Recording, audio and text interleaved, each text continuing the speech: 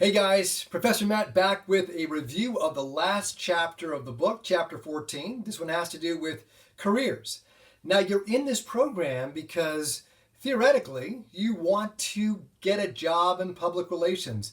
I've got great news for you. There's lots of work in PR today because the scope of public relations has expanded greatly. And today, any business, organization, nonprofit, for profit, any sector of business, they need to have public relations people actively managing the relationships between that organization and its many publics upon whom its success depends. Okay, so this chapter is great because it talks about what kinds of things you can do with a degree in public relations. The first distinction that the chapter makes is between an agency and a corporation. Okay, I've worked in both. So an agency, like a PR agency, is dedicated to this is what they do, public relations, and now it's more of integrated communications, like maybe integrated marketing communications, where there's marketing and advertising as well. But an agency, you work for them and you have multiple clients. So when I worked for an agency in Los Angeles, we were a high-tech healthcare specialty agency, and we took on companies that were doing stuff in medical devices and in that arena, right? So I had multiple clients that was working out at one point. I had actually started in two big corporations, McKesson Corporation and then National Semiconductor. I went corporate first and then I did agency. But let me tell you why you should do the reverse. So during my first few months at Fisher and Partners, the agency in Los Angeles, the head of the agency, Roger Fisher, came to me and said, "Hey, listen, we're going to keep you. We're happy with the work that you're doing, but we are going to fire the other two corporate people that we hired at the same time." And this is what Roger said to me. He said, "I will never hire a corporate person again who has not had agency experience." So what's the difference? Well, in an agency, you need to be accountable for time and results, maybe in a way that you wouldn't have to in a corporation. So in an agency, you have a timesheet, and I had to keep track of every 15 minutes of the day, and I had to be billable for 7 hours of the day, which means that whatever work I was doing, I had to attach it to a particular client, and for 7 hours out of the day, my work had to be directly attributed to a particular client. Now, in a corporation, you may not have the same sort of rigor, although if you can take that kind of discipline, being accountable for time and results into a corporation, if you want to do that, you can be a superstar. Everyone today, whether it's agency or in-house corporation, they're looking for results. Like, what are you doing to effectively move us forward in the mission of our organization, whether it's profit or nonprofit? Okay, so that's one of the key distinctions: agency, corporation, in-house. I would recommend, and you can get opinions from other people, but if you're going to do that, go agency first, learn to be accountable for time and results, and then if you want to, move in-house in a area that you like, right? So you can be a specialist in all kinds of stuff. I mean, healthcare is a big thing to do, but obviously in the Silicon Valley, high tech is a major market, and there's lots of work to do, and it's some great work.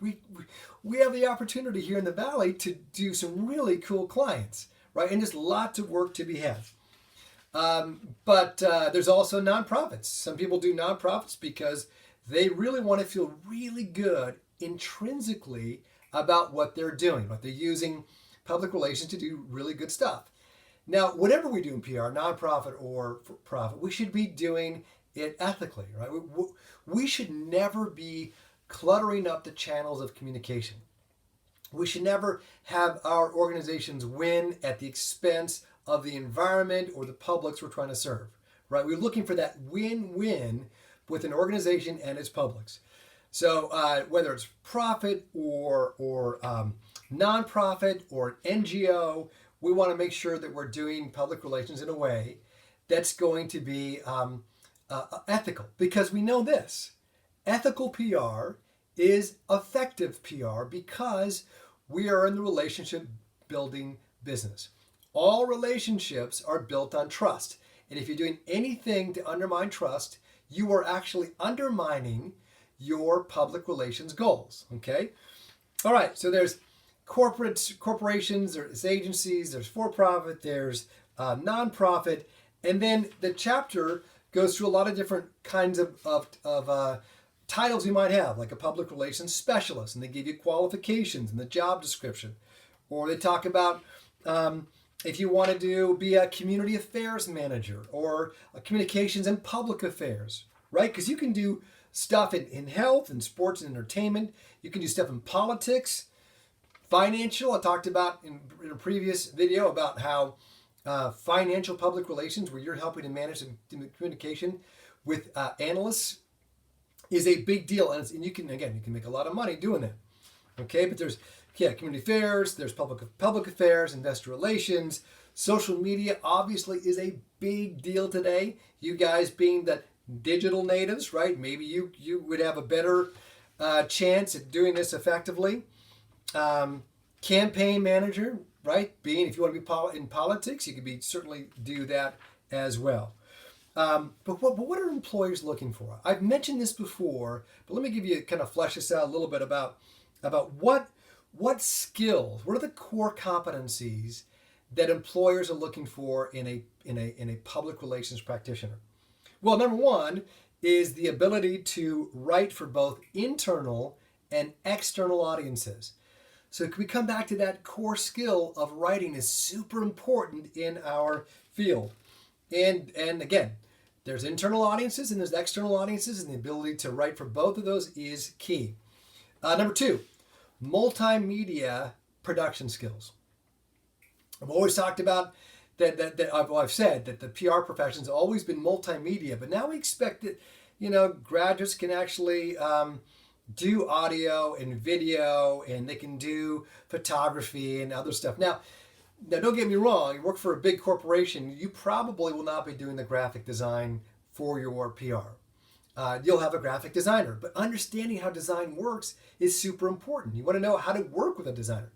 Now, conversely, you might be working for a small organization where you're going to wear all those hats.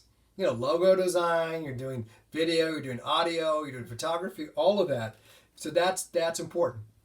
Number three, the ability to manage social media content.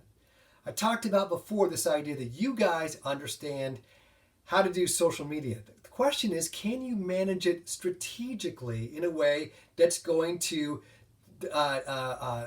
offer a clear ROI, return on investment for that investment for your organization? Okay, so managing the complexity of these social media systems is a big deal because different platforms have different requirements, and you need to understand how those work. Number four is analyzing and presenting data that makes sense to management and clients. There's tons of data. In fact, you probably hear the term all the time, big data. We need to be able to analyze data and present it in a way that our clients and our bosses can understand. So visually, clearly, and so forth. We're going to crunch the numbers. We're going to make sure that we can present this in a way that's going to make sense to our bosses. And by the way, in the business world, big data is huge. We need to be a part of that and use data to demonstrate that what we're doing has been effective, and using data, of course, to make sure we're doing the right things. Number five is collaborating online. Now, it seems like really clear that today, especially, that being able to collaborate online is a huge thing. Working past geographical boundaries, right? People in various parts of the world, or even now, various parts of the city, because you're actually doing a lot of stuff online. How do you manage a workflow where people are not in the same room together? The ability to do that is going to be more and more a vital skill. Okay, the last thing I want to say about this is that another kind of distinction the chapter makes is between the technician role and the management role. A technician is the one who's actually producing the material, writing the news releases, creating the podcasts, doing the blogs, whatever it might be. You're actually doing the work. The manager is deciding which things to do. In fact, the way I've heard it said is that as a technician, you need to be able to do things right. As a manager, you need to be able to do the right things. So you're going to have this ever-expanding toolbox of communication tactics. When do you deploy a particular tactic in a particular situation? And that comes with understanding what works and what doesn't work. Going back to all the things we've discussed before in implementation, understanding your publics, understanding the situation, understanding your organization, right? And then in choosing tactics and strategies that are going to act aggressively and actively and accurately fix the problem or maximize the opportunity. Okay? Some people stay in that technician role. Others want to move to the management role. That'll be up to you in your career path. I just have to say this. This is a really super exciting time to go into this profession. And I hope that as you've read this textbook and you've interacted with the questions and interacted with each other and you've learned stuff about this profession, that you are hopeful and excited, as I am excited, about what people can do today in the public relations profession. I'll say this again. I don't think there's been a better time in recent history for people to go into PR. And everyone will be happy, your parents included, or whoever, your significant others, that you can actually get work after you get your degree, which is an important thing. All right, guys. Well, thanks. I would encourage you to read the chapter, take the chapter quiz, look at the PowerPoint, and participate in the post and discuss. All right, take care. I'll be back. See you soon. Bye.